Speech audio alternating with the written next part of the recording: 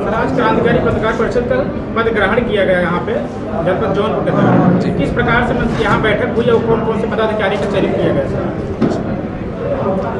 आज यहाँ पूरे उत्तर प्रदेश के प्रदेश भर में जो प्रदेश पदाधिकारी बनाए गए हैं, मीन्स प्रभारी, उन प्रभारियों का पदग्रहण है। कार्य तो सब 5 महीने 6 महीने से कर रहे थे, लेकिन पदग्रहण करने का अवसर आज आया है।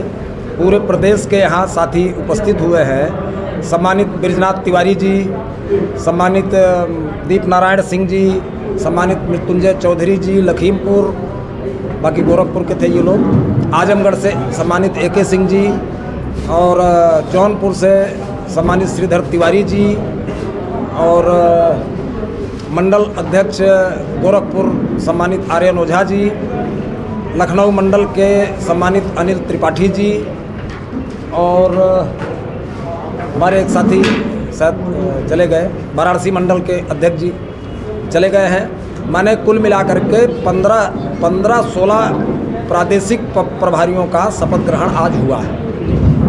तो सर, बैठक का मुख्य उद्देश्य क्या रहा आज का? आज का मुख्य उद्देश्य तो वही है, पदग्रहण समारोह जी। उसके साथ में जौनपुर कमेटी की तरफ से, चूँकि ये बात बड़े साफ तौर पर बताना और जानना जरूरी है कि संगठन पिछले 10 वर्षों से निःशुल्क, पूर्ण रूप से निःशुल्क संगठन कार्य कर रहा था और यहाँ के लोगों ने महसूस किया कि हम लोग पत्रकारों की मदद तो कर ले रहे हैं, लड़ाइयाँ लड़ ले रहे हैं, लेकिन किसी की ज़रूरत पड़ने पर कुछ आर्थिक मदद नहीं कर पा रहे हैं किसी पत्रकार की। तो जौनपुर की टीम को साधुवाद, धन्यवाद कि इन्होंने इस विषय में सोचा और आज ये 21,000 रुपये ये सिक्का जो इन लोगों ने आपस में कमेटी की तरफ से कादीपुर तहसील और जौनपुर जनपद के साथियों की तरफ से ये इकट्ठा किया गया, जिसको इन्होंने बताया 21,000 रुपये का ये राशि है। ये केंद्रीय कमेटी के कोष में रहेगा। किसी भी पीड़ित क्रांतिकारी पत्रकार परिषद का कोई भी पीड़ित होगा पत्रकार, अगर वो गरीब है, वो इलाज नहीं करा सकता, तो उसके मदद में इसमें से उसका सहयोग किया जाएगा, उसके मदद में काम आएगा। ये 2 कार्यक्रम आज के मुख्य रहे। बाकी कमेटियां काम कर रही हैं। यहाँ पे ब्लॉक तहसील में कमेटियां चल रही हैं। प्रदेश भर में कमेटी लगभग हमारे यहाँ तैयार हो गई हैं। देश के लगभग 12 से 13 स्टेट में संगठन काम कर रहा है और चूँकि आप लोग हमारे ही जनपद के पत्रकार हैं, तो मैं ज़्यादा इसके विषय में क्या बताऊँ, हमसे बेहतर आप लोग जानते हैं कि संगठन क्या कर रहा है, कहाँ तक कर रहा है। कोई विशेष सवाल हो तो बताएं। सर अगला कदम क्या होगा? अब अगला कदम, संगठन निरंतर विस्तार पर है। अब यहाँ से जिन साथियों को अब निश्चित हम कहेंगे पदग्रहण हो गया है और वजन आ गया है, अब सभी साथी डबल ऊर्जा से अपने आसपास के जनपदों में कमेटियों का गठन करेंगे, बैठक कराएंगे, मीटिंग कराएंगे, कमेटियाँ गठित होंगी।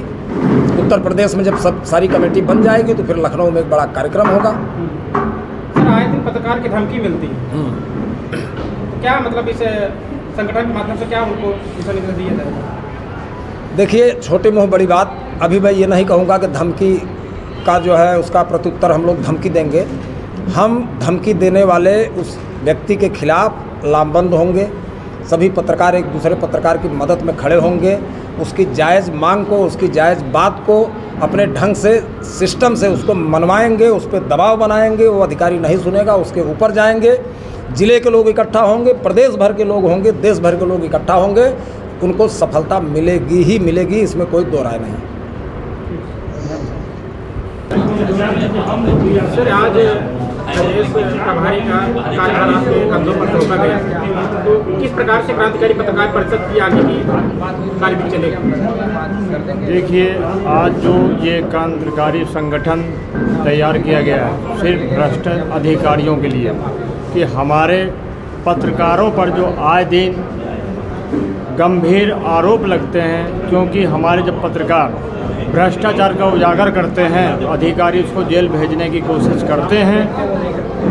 उसी के विरोध में आज क्रांतिकारी संगठन तैयार हो रहा है और मैं वादा करता हूं कि अगर हमारे संगठन ने, यानी पत्रकार साथी हमारे कंधों से कंधे मिला के चले, तो हम उस अधिकारी को मुंहतोड़ जवाब देंगे कलम की ताकत से, क्योंकि हमारी ताकत कलम ही है और कलम की ताकत से जवाब देंगे। और उस अधिकारी को कलम की ताकत से मनवा लेंगे कि हम जो लिख रहे हैं वो सही लिख रहे हैं, आप जो कर रहे हैं वो गलत कर रहे हैं। इसलिए संगठन का आविष्कार किया गया है। धन्यवाद। सर, आज जनपद आजमगढ़ से आप उपस्थित थे जौनपुर में, आप प्रदेश प्रभारी बनाए गए। क्या किस प्रकार से क्रांतिकारी पत्रकार परिषद का लेकर प्रक्रिया चलेगी? बस पत्रकारों और पत्रकारिता को मजबूत करना है। बाकी पत्रकारों के हित में जो भी लड़ाई होगी, जो इनकी हैरानियाँ हैं, इनके ऊपर तमाम परेशानियाँ आती रहती हैं, तो इनकी कहीं सुनवाई नहीं होती। तो इनके लिए पत्रकार का संगठन ये जो खड़ा किया गया है माननीय आज़ाद दुबे साहब की तरफ से, इस पर सहयोग किया जाएगा। इसकी लड़ाई को और आगे बढ़ाया जाएगा, इसको व्यापक किया जाएगा कि लोग पत्रकार और पत्रकारिता का सम्मान करें और इनके लिए भी कुछ सोचा जाए, निरीह प्राणी बन के न रहें, क्योंकि ये ना होंगे तो देश में संवादहीनता हो जाएगी और कहाँ क्या हो रहा है किसी कुछ पता नहीं चलेगा। लिहाजा इसलिए इनकी लड़ाई लड़ना परमावश्यक है और ये संगठन इसी के आधार बनाकर काम कर रहा है। क्या लगता है सर, एक कहावत बनी है चौथा स्तंभ ही बना गया, तो क्या दूसरा या पहला स्थान नहीं हो सकता है? ये गलत सरासर गलत परंपरा है और लोग ऐसा है कि पत्रकार को यूज एंड थ्रो समझ लिए हैं और पत्रकारों को चौथा स्तंभ बना करके बेवकूफ़ बनाने का काम काफ़ी समय से करते आ रहे हैं। इसे ढाल बनाए हैं, जिस दिन ढाल टूट जाएगी उस दिन ये क्या करेंगे, ये निरुत्तर हो जाएंगे।